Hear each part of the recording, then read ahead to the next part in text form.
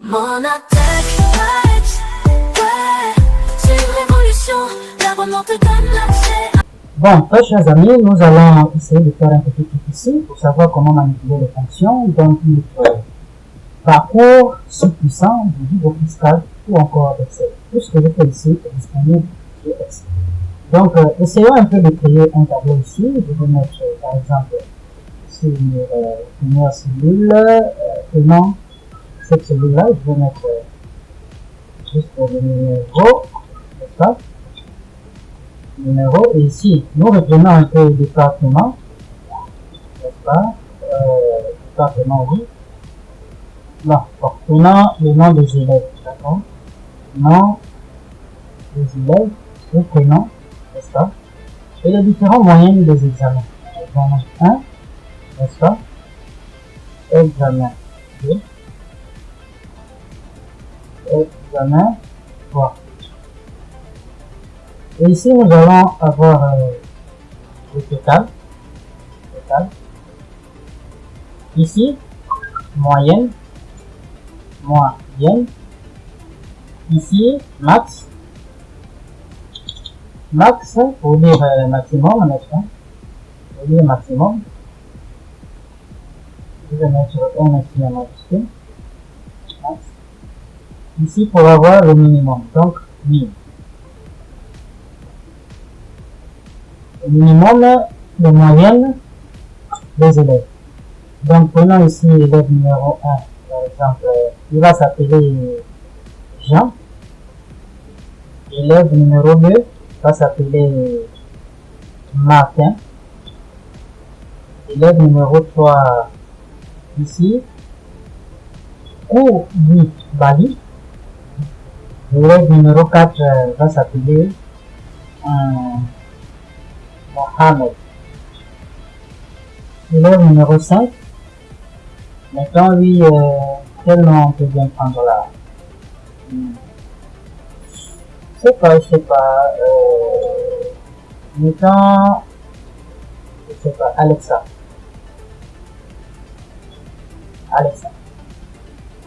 Donc, c'est ça. Au premier examen, par exemple, il a eu 8. Deuxième examen, il a eu 12. Au troisième examen, il a eu 1. Voilà. Bon, pour tous les matins, au premier examen, il a eu 4. Au deuxième examen, il a eu, par exemple, 3. Quatrième examen, il a eu 18. Le troisième examen, il a eu 18. Maintenant, pour Libali, ici, il a eu son premier examen 10. Le second examen, il a eu seulement 9,4. D'accord? Et au dernier examen, on va mettre qu'il a eu, par exemple, 13. C'est ça? Au niveau de Mohamed, son premier examen, il va frapper fort, il frappe un 18. Hein? Deuxième examen, il est un peu tombé, donc on va mettre à 11. Ici, sur le troisième examen numéro 3, au troisième examen, il fait par exemple un 8,5. Alexa, à son tour, tape, on va dire, un 2,5. Deuxième examen, elle frappe par exemple un 19,5. D'accord? Donc elle a presque réussi l'examen. D'accord? Et à l'examen final, par exemple, elle vient se retrouver avec un 7,2. Ce sont des exemples. Ok? Bon, essayons de rendre ça un peu plus joli. Donc, essayons d'ajouter un petit catch. D'accord? Juste pour la chasser, quoi. Et puis, les enquêtes, nous allons mettre une couleur de fond pendant celui-là. Et au niveau d'ici, nous allons mettre une couleur de fond, par exemple, de vert. Vert, c'est joli, non, du vert? Bon. Et puis, prenons le temps de centraliser cette partie-là, de mettre en gras. Voilà. Les données qui sont bien voir. Et ça aussi. Bon. Centralisons les différents éléments. Tout simplement.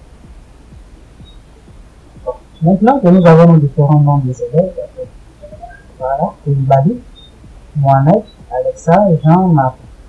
Maintenant que nous avons nos différentes notes d'examen de nos élèves ou de nos étudiants, ce que nous devons d'abord essayer de calculer, c'est le total. Je vais vous montrer, par exemple, en premier essai, on va mettre ici, on met un égal, d'accord, égal 8 plus 12 plus 1. Je fais une entrée, ça donne 21. Mais celui-là, son souci, c'est que si je viens modifier ici, vous voyez ici le total, c'est bien 21. Je viens ici, j'ai par exemple fait une erreur, il n'a pas eu 1 au troisième examen, et il a eu plutôt, mettons 5. Et que je fais entrer, tout simplement, le résultat ici au total ne change pas. Alors, pourquoi elle ne change pas? Tout simplement parce que là, nous avons inséré les données de façon statique. Et pourtant, nous devons le faire dynamiquement, vu que Excel prend en charge ce genre de calcul. Pour ce faire, nous allons d'abord supprimer tout ce qui est là. Si je clique ici, vous voyez tout ce que nous avons mis là. N'est-ce pas? Dès que je l'ai effacé, ma cellule redevient vide, comme vous voyez ici. Toute ma cellule redevient vide. Alors, ce que nous on veut, c'est qu'il soit totalement dynamique. Ça veut dire que si je fais encore une autre erreur, quelque part parmi mes élèves, mes étudiants, la moyenne, le total peut être modifié automatiquement. Donc, dynamiquement. Ce que nous allons faire ici, nous prenons ici, total, n'est-ce pas, cette cellule-là. Je vais venir soit par ici, je vais vous montrer, soit par ici, je tape somme, ici somme, voilà, et ici je commence à indiquer les cellules qui seront, on va dire qui seront dans la formule de cette somme-là. Donc, les cellules, je vais glisser ça un peu ici pour qu'on voit, les cellules qui contiennent nos différentes notes, c'est la cellule C4, la cellule C, ça veut dire, dans la colonne C, nous avons une cellule qui est dans la ligne numéro 4. La ligne numéro 4 contient des notes, n'est-ce pas? La colonne C, D et E, tout simplement. Donc, pour ce faire, nous allons dire à notre logiciel ici présent que j'aimerais, à partir de la cellule C4 jusqu'à E4, tu calcules la somme de cela. Et tu mets la réponse dans F4, tout simplement. Donc, nous allons prendre ici C4. Je prends ici, je fais juste égal C4, n'est-ce pas? Je mets 2 points. Lorsque je mets 2 points, c'est pour lui dire 2 C4, 2 C4 de cette cellule, tu suis jusqu'à E5. Donc, 2 E4A E5, n'est-ce pas? E5, E5, E5. De E4 à, de C4 à E4, désolé pour l'erreur. D'accord? Tu me fais la somme. Attendez. Tu me fais la somme de C4, n'est-ce pas? A et 4. Est-ce que vous avez un peu suivi? Donc, j'ai juste cliqué sur somme et il m'a affiché ici ce que je veux, la formule que je veux, c'est somme. Et de quelle disposition veux-tu faire la somme? Donc, je dis de la ligne de C4 jusqu'à E4, additionne-les. Vu que là, nous avons 3 cellules. Vous voyez ici, il a sélectionné de E4, il a pris C4, il a pris D4 et il a pris E4. Pour nous mettre le résultat ici, tout simplement, il me suffit de valider. Hop. Et voilà ici. Nous avons notre formule qui s'est affichée ici.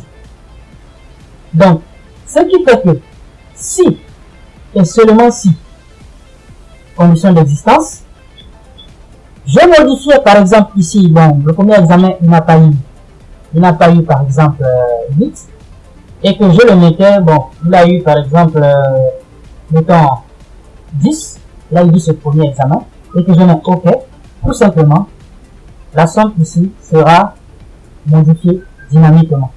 Parce que c'est moi qui ai fait l'erreur de noter ça manuellement, et je n'ai pas bien lu le copie de l'élève ou de l'étudiant en question. Donc, comme vous avez vu les vidéos précédentes, je vais juste prendre à partir de ce petit carré, faire le clic gauche ici, et lier le suivre pour toute la colonne. Voilà. Tout simplement. Donc, il suit toute la colonne ici, tout simplement. Et il met le résultat total. Et donc, vu que nous avons déjà les différents photos, c'est cela-ci. Voilà, c'est cela-ci. Nous avons les différents photos. Ici, c'est un nombre, n'est-ce pas? C'est un nombre à virgule, tout simplement. C'est un nombre à virgule.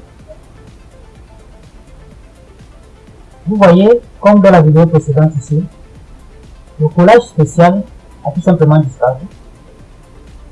Parce que nous avons sélectionné tous les tableaux. Voici nos différents moyennes ici. Il a mis un chiffre après la virgule. Ici, le résultat, il nous l'a rendu, tout simplement. Je pense que c'est juste, on a vu 5, ça fait 1 point. Oui. Donc, ouais, c'est juste.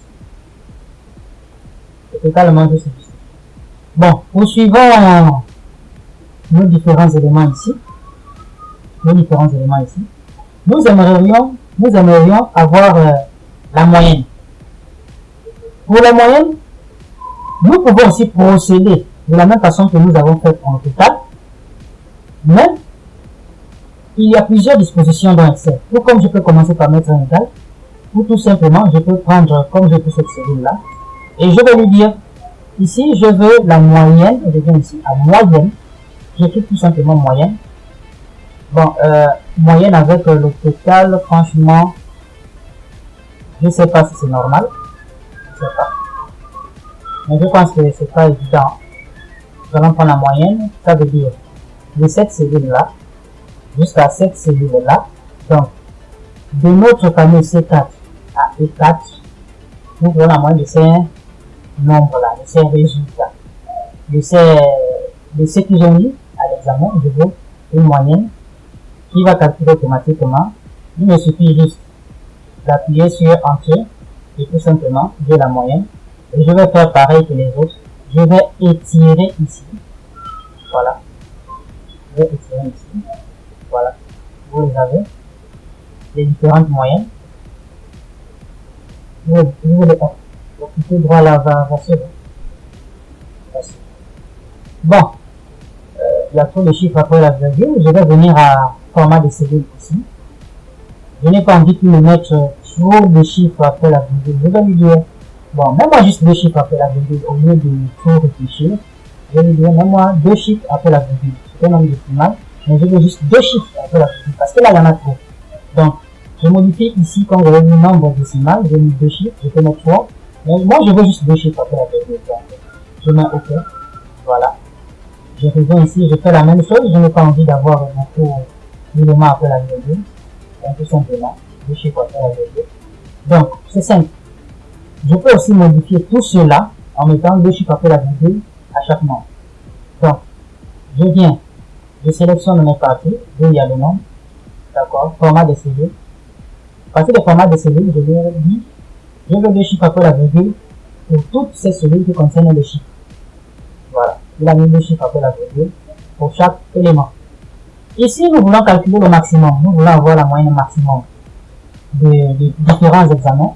Mais je vais juste afficher la moyenne maximum qu'il a dit. Donc, je sélectionne une cellule, même par hasard, si vous voulez. Je sélectionne une cellule ici. D'accord? Je sélectionne par exemple cette cellule. Et je lui dis, je veux le maximum.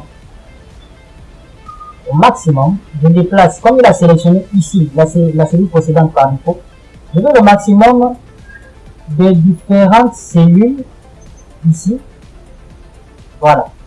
Donc de C5 à E5, je veux la moyenne maximum soit affichée à ce niveau-là. Et je fais une entrée, m'affiche ici. Donc comme ici, je peux le tirer. Voilà. Je peux le tirer. Bon, pour celui-là aussi, il faudra le refaire.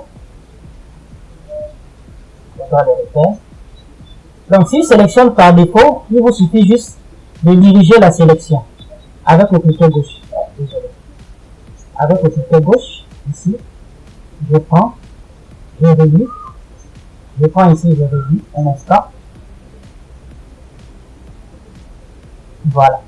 Je prends ici, je réduis et j'appuie juste sur Entrée, tout simplement. Et il m'affiche au maximum que ces élèves-là ont eu à mes différents examens. Et pour le minimum, vous pouvez faire pareil.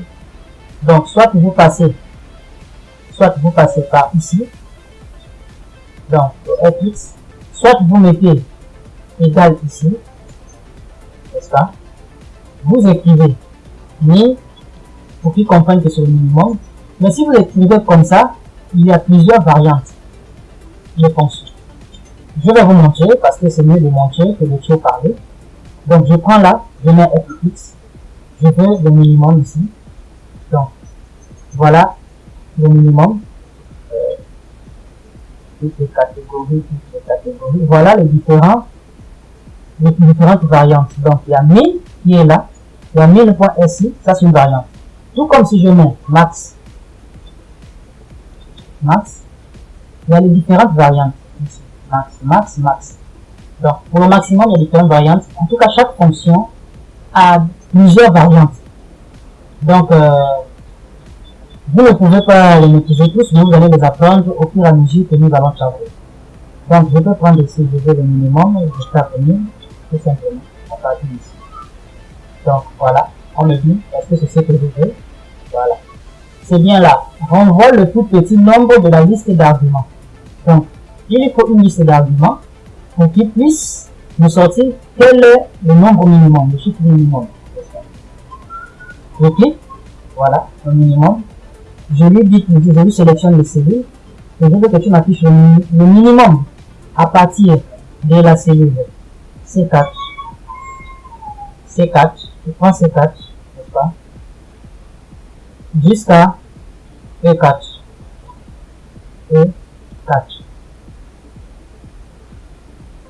Tout simplement. Et lorsqu'il va voir tout ça, comme vous l'avez vu, il a rempli déjà lui-même ici. Cette partie-là a déjà été remplie par lui-même en fonction de ce qu'on a écrit. Voilà, il va sélectionner tous ces éléments et il va voir qui est le plus petit et l'afficher. Donc, il me manque juste à cliquer ici. Et voilà, le chiffre minimum, c'est 5. Donc, je le tire tout simplement. Et nous avons ici notre minimum. Oh. L'autre élément aussi à essayer de voir, c'est le count. D'accord? En fait, il permet juste de compter les éléments. Tout simplement. Il va compter, nous afficher le nombre total des éléments. Comme ici, nous avons combien de lignes? Nous avons les différents. Nous avons 5 lignes ici. 1, 2, 3, 4, 5. Si je mets le compte ici, il va afficher 5. Je vais vous montrer. Je sélectionne là. Compte. Le compte, c'est ça. NB. J'appuie NB. Donc, de A4 à A8, je compte tout cela. Donc, ils sont au nombre de 5. Et si j'essaie de tirer, vous allez voir que pour la ligne B, il ne va rien afficher parce que tout simplement, ce sont des lettres. Ce sont des caractères spéciaux, on va dire. Ce sont des lettres et non des chiffres. Donc, si je tire ici,